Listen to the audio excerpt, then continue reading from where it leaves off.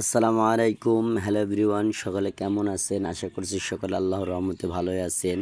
তো আমি আপনাদের সঙ্গে আছি এই সেম তুহিন মাহমুদ। তো যারা ফেসবুক থেকে দেখছেন তারা আইডিটি ফলো করে লাইক কমেন্ট করে আমাদের সাথে থাকুন।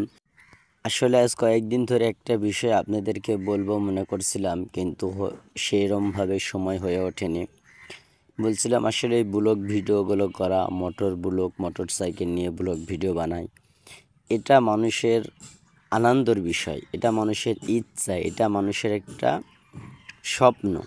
অনেকে অনেক কিছু বলে থাকে, কিন্তু বাস্তবতা বলতে গেলে কি জানেন, একটা ছেলের মোটর ব্লগ করা, এই ভিডিওগুলো তৈরি করা, এটাতে তারা আনন্দ পায় এবং তাদের আনন্দ মনে করে, এটার জন্য এটা তারা তৈরি করে। এটা ছেলেদের ইচ্ছা, শখ।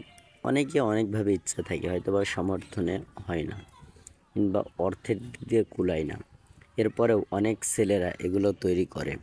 তো এগুলো যারা তৈরি করে তাদেরকে মানুষ অনেকভাবে অপমান করে, অপদস্থ করে, লজ্জিত করে, তারপরেও ছেলেরা করতে থাকে, এটা তাদের ইচ্ছা। আর এটা সবচেয়ে বড় কথা, এটা ছেলেদের যারা এগুলো করে তাদের সবচেয়ে বড় স্বপ্নের ভিতরে এগুলো একটা স্বপ্ন। একটা বাইক, এর আগে বলেছিলাম হাজারো ছেলেদের ইমোশন, এখন বলি এক একটা ছেলেদের কলিজা। কারণ এটাই বাস্তবতা। কারণ একটা ছেলেই জানে সে বাইকটা তার কত প্রিয়। একটা ছেলের কাছে যখন বাইক থাকে আর বাইকটা যখন হারিয়ে যায়, সেই ছেলেটাই জানে যে তার মতো হতভাগা এবং নিঃস্ব তার কাছে এর চেয়ে নিম্ন আর কিছু মনে হয় না।